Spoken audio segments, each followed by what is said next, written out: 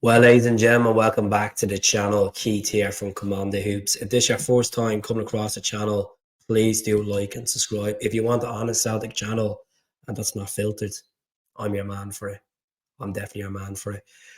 It's been a weird mood since the weekend. I was at the game on Saturday against Ross County, and I'll tell you one thing. It felt like a defeat. I walked out of Celtic Park raging because we could have been 3 or 4-0 up at half time. 2 missed penalties, scored early enough in the game, and Ross County had their chances in the second half and could have scored an equaliser. We were shambolic. We had a couple of chances, and the football was dire. I don't want this malarkey of, the pitch wasn't great, this and that. At the end of the day, these are professional footballers. They should be used to playing on all surfaces. All surfaces. We have players there, core players that won a treble last season. A couple of players that moved on. And the indications have been there since we drew against Motherwell, since we drew against Hibs, since we dropped points earlier on the season. This squad needs quality. And we have money in the bank. And let's be honest, as much as we keep saying, why are we not spending the money? We are spending the money in an aspect of we're doing retention deals. We're giving players, key players, new contracts. People forget about that. Carter Vickers is after getting a new contract. Matt Ruddy got a new contract. Kyogo got a new contract. Callum got a new contract. Ralston got a new contract. You know, Itate got a new contract. So we are retaining our key players, but we also need to add quality to the squad. There's no point of us going on to the Champions League next season having the same aspect of players. We need to bring 1 or 2 quality players in. And I'm talking about a 7 or 8 million player. And yes, it's always difficult to get business done in January, but the bills at full time at Celtic Park just show us that the board are sleeping at the wheel. They are sleeping at the wheel. And is it just a case that they're profiting the money, they're putting their salaries up, announcing an AGM, announcing that they're doing up the training facilities, but we want players in. Your most key asset is the team. Your team, the team can bring success. Season tickets are sold season upon season. We get to cup finals, we make revenue, TV money, revenue. And we're playing with fire here. We're playing with the Scottish Cup, we're playing with the league, and most of all, we're playing with Champions League money. If we don't qualify for the Champions League next season, that's 60 million. Suppose you won't see the money anyway. If we do get in there, 60 million quid thrown down the drain. Folks, I just can't believe there's actually fans that think this is all right. And I'm having a rant because the football has been dire. Yes, we played well against St. Mirren. Yes, we played well against Rangers. We done all right against Dundee. But yeah, we played against a team that's in the 5th division of Scottish football. And yes, we beat them. And we were going to beat them anyway. But against Ross County, a team that's 11th place, that won one game in 6. And we scraped a 1-0 win at home. If we won 1-0 away to Ross County, you'd say, fair do, tough place to go, Dingwall. It's not good enough, folks. It's not good enough. It's the alarm bells have been crying and crying for months upon months. I have a feeling if we don't get the right players in by the close of this business window, we're going to throw this league away. And what I mean throw the league away is we don't get another striker in because Kyogo is not the same Kyogo he was last season. He's turns up for a couple of Champions League games and derby games, and we all love him. But he's not doing the work that you need him to score against the Ross Counties, the Kilmarnocks. He's just not there. He's clearly not there this season. The service is not there from the structure of football is not there from. And yes, the manager comes in. It's been a lot of injuries, and it's been a very, very average season. It reminds me of Ronnie Doyle's first season at Celtic, folks. It's been like that.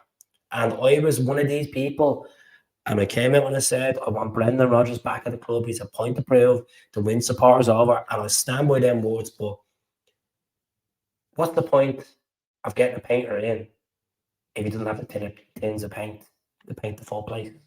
Because clearly the board are not listening to him. He's calling out in press conferences saying we need to add quality, we need to work with the younger players, we need to get the structure in place. And imagine coming back to that. Imagine coming back to a club where you won trebles and you're probably being missold, saying, "Oh, we're going to give you this, Brendon. We're going to give you 3 million a year. You're going to have a target on the transfers. You're going to handpick these players. Our recruitment team are behind you. We're going to tap into these markets." And there's been one player brought in, a position that we didn't really need to strengthen. A position where, yeah, he's decent. Well, this guy was bought 18 months ago for $500,000, and we spent 3.5 million on him. We went out the window in the summer, and we got Quan. He's on loan. Yeah, hasn't turned up. You know, it's just the signs are there. Naroski's back from his injury. Palmer, I think a lot of fans put a lot of heat on Palmer. Look at players miss penalties, and yes, his last couple of penalties he has missed, but you've seen what the type of quality goals he can produce and the assists. So I think we need to lay off Palmer. Like, yes, we could have been 3 or 4 up, and I said that at the start of the video, but 3 points. It's just that I don't want to come across as spoiled, or I think the fans that say you weren't there in the 90s, this football has changed, landscape has changed. I'm seeing what's happening now. And this season, we are very average. Very, very average. I'm not expecting us to go out and win every single game. We have 2 difficult games coming up against Hibs and Aberdeen. Do I feel confident going to Easter Road? No, I don't, because Brendon's never won there. And that's, to be honest, I keep saying we're going to drop points there. And I feel we are. Aberdeen, they're fighting to stay in the Premiership, and Bojan Morowski, whatever his name is, he'd be dying to score against us again. Folks, I'm just being honest. Like, I just think the board don't really care to the level that the fans care. And these are the guys that run the business, get the revenue in, get the players in, give the manager the tools, and it's not there. So I would not be surprised, and I say this right now, I would not be surprised Brendon Rodgers will walk in the summer if he doesn't get players in the next few days. I won't be surprised. What's the point of taking a job as much as you're a fan and you're not getting to the keys to open the chest and work with what's in front of you? Because yeah, there is quality in that team, but some of them are not turning up.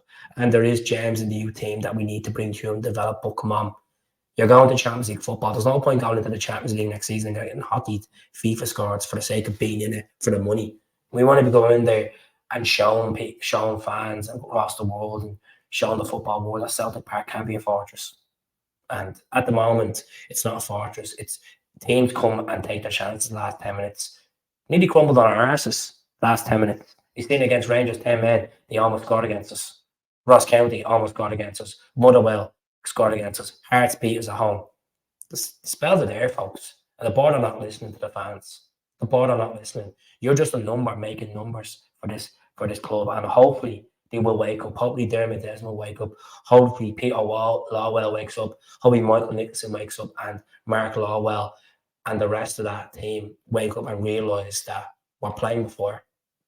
We might feel like we're still comfy at the top of the league. That can change. We drop points, as I said, the whole landscape of the title race changes.